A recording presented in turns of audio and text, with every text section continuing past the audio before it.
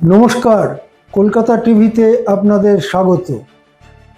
আমি আশিস চট্টোপাধ্যায় আপনাদের কাছে নিয়ে এসেছি বাকিপুরে যে ভোট হলো তা নিয়ে একটি পর্যালোচনা। কেননা বাকিপুরের ভোট নিয়ে সারা দেশ জুড়ে চর্চা চলছে। এই চর্চা চলার অনেকগুলো কারণ আছে। তার মধ্যে সবথেকে বড় কারণ এইটে যে এই বাকিপুরের এমএলএ, বিহারের এই পাটনার একটি অংশ হচ্ছে বাকিপুর। আগে এই অংশটির নাম ছিল পাটনা ওয়েস্ট, পাটনা পশ্চিম এই কেন্দ্রের নাম ছিল। সেই নাম যখন ছিল তখন এখানে 1995 এবং 2000 সালে এই যে নীতিন নবীন, যিনি এখন বিজেপির সর্বভারতীয় সভাপতি হয়েছেন, তাঁর বাবা এখান থেকে দুবার বিধায়ক হয়েছিলেন। তারপরে তিনি অসুস্থ হয়ে পড়েন। 2005-এ এই নীতিন নবীন সেখানে বিধায়ক টিকিট পান এবং বিধায়ক হন। তারপরে 2005, 2010, 2015, 2020, 2025 পরপর 5 বার নীতিন নবীন এখান থেকে নির্বাচিত হয়েছেন। তার মানে তার বাবা এবং নীতিন নবীন নিজে এই পিতা পুত্র মিলিয়ে পরপর 7 বার 30 বছর ধরে এখান থেকে নির্বাচিত হয়ে চলেছে। 2025-এ নীতিন নবীন যখন ভোটে দাঁড়িয়েছিলেন সেখানে 60% বেশি ভোট এবং প্রায় 52,000-এর ব্যবধানে তিনি জিতেছিলেন। সেই নীতিন নবীনকে এমনিতে সর্বভারতীয় রাজনীতিতে কেউ তাকে চিন্ত না, বিহারের রাজনীতিতে তিনি ছিলেন, তাকে হঠাৎ সর্বভারতীয় সভাপতি করে তুলে নিয়ে যাওয়া হয়। তারপরে স্বভাবতই তিনি আর বিধায়ক থাকাটা তার পক্ষে অসুবিধাজনক, সেই জন্য তাকে রাজ্যসভায় নিয়ে যাওয়া হয় এবং আসনটি খালি হয়। নীতিন নবীনের এই আসনটি হাসতে হাসতে হেলায় উপনির্বাচনে জিতে যাবেন বলে বিজেপি নেতারা মনে করেছিলেন। এইটা একটা গুরুত্বপূর্ণ কারণ। দ্বিতীয় কারণটি হচ্ছে এই ছাত্র আন্দোলন, যেটা এই নির্বাচনের ঠিক আগে হয়েছে এবং ধর্মেন্দ্র প্রধান কেন্দ্রীয় মন্ত্রী তার পদত্যাগের ঘটনা ঘটেছে। তৃতীয় কারণ হচ্ছে বিহারে যেভাবে জাতপাত ভিত্তিক ভোট হয় সেই রকম ভোট কি হয়েছে না তার থেকে একটু অন্যরকম কিছু দেখা গেছে। এই 3-4টি কারণে এই বাকিপুর নির্বাচনের ফলাফল নিয়ে ব্যাপক একটা চর্চা সারা দেশ জুড়ে চলছে। এই প্রসঙ্গে মনে করিয়ে রাখি যে এই রাজ্যের মুখ্যমন্ত্রী, নির্বাচনের পরে মুখ্যমন্ত্রী হয়েছিলেন নীতিশ কুমার। নীতিশ কুমারকে মুখ্যমন্ত্রী হওয়ার কিছুদিন পর তাকে রাজ্যসভার এমপি করে নিয়ে যাওয়া হয় এবং সেখানে বিজেপির সম্রাট চৌধুরী তিনি মুখ্যমন্ত্রীর চেয়ারে বসেন। নীতিশ কুমার মুখ্যমন্ত্রী নেই, সম্রাট চৌধুরী মুখ্যমন্ত্রী। এই পরিস্থিতিতে এই প্রথম ভোট, সুতরাং নীতিশের গদি ছাড়ার পরে প্রথম ভোটে বড় ঝটকা যে খেলো বিজেপি, এটাও একটা কারণ হিসেবে, এটাও একটা চর্চার বিষয় হিসেবে অনেক মানুষ মনে করছেন। আমি একটা একটা করে একটু ছোট করে বিচার করার চেষ্টা করব। এক হচ্ছে নীতিশ কুমারের প্রশ্নটা।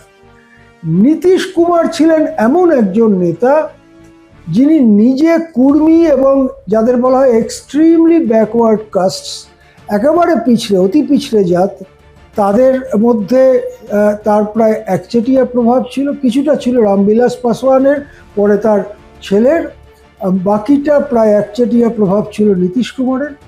কিন্তু নীতিশ কুমার এমন একজন নেতা ছিলেন যিনি আপার কাস্ট, যেটা ব্রাহ্মণ কায়স্থ, তাদের সাথে এই যে একেবারে লোয়ার কাস্ট কুর্মী এবং ইবিসি, তাদের একটা যোগসূত্র রক্ষা করে চলতে পারতেন। সম্রাট চৌধুরী, যিনি নিম্ন বর্ণের থেকেই উঠে এসেছেন, তিনি মুখ্যমন্ত্রী হয় বিজেপির ওপরে আপার কাস্ট বেশ অসন্তুষ্ট। এই কথাটা এর আগেই সংবাদ মাধ্যমে চর্চিত হচ্ছিল। ঠিক কি কারণ সেটা আমরা আরো বুঝতে বুঝতে যাব, কিন্তু এটা ঘটনা যে নীতিশ কুমার চলে যাওয়ার পরে একটা নিশ্চিত সিটে যেভাবে বিজেপি হারলো এবং নতুন মুখ্যমন্ত্রী হওয়ার পরে, সেটা কিন্তু লক্ষণীয় ব্যাপার। দ্বিতীয় কথা হচ্ছে জাতপাতের প্রশ্ন।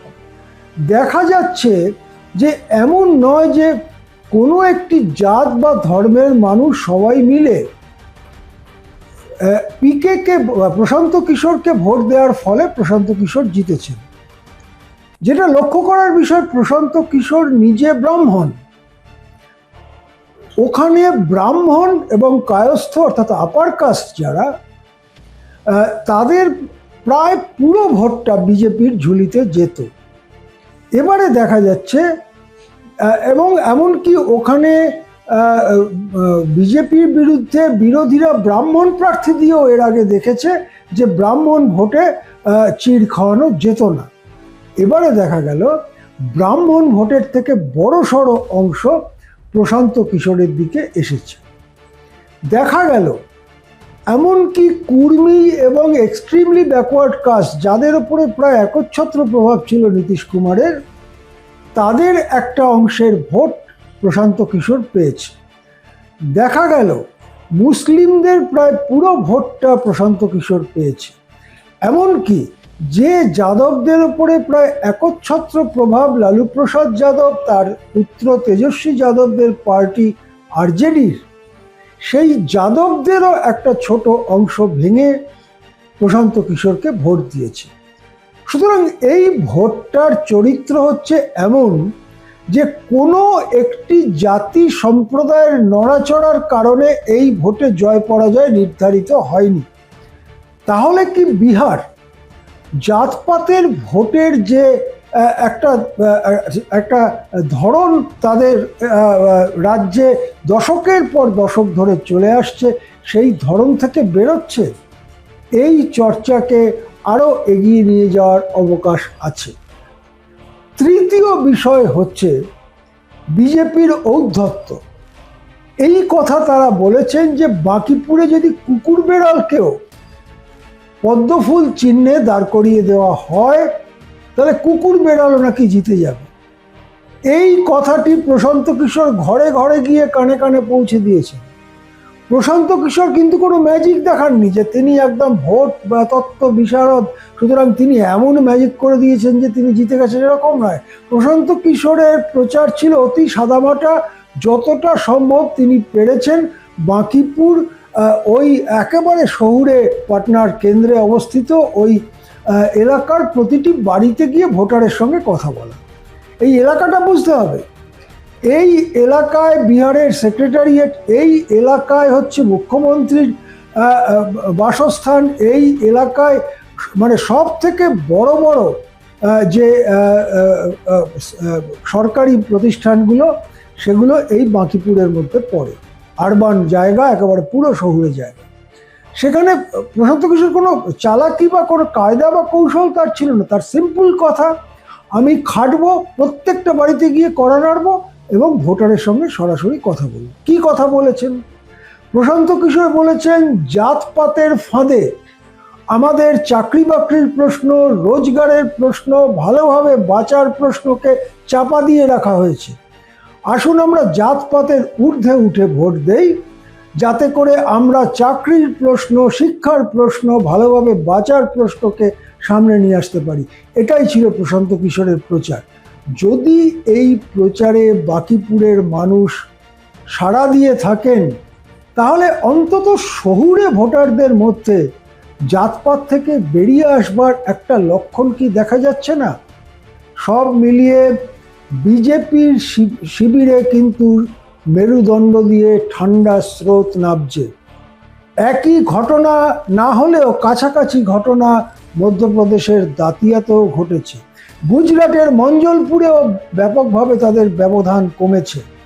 বিজেপির শীর্ষ স্তরে শুরু হয়েছে আত্মমন্থন। নিশ্চয়ই পার্টিগতভাবে তারা কোনো বিবৃতি দেবে, তার আগে কলকাতা টিভিতে এই প্রাথমিক বিশ্লেষণ আপনাদের কাছে রাখলাম। নমস্কার, দেখতে থাকুন কলকাতা টিভি।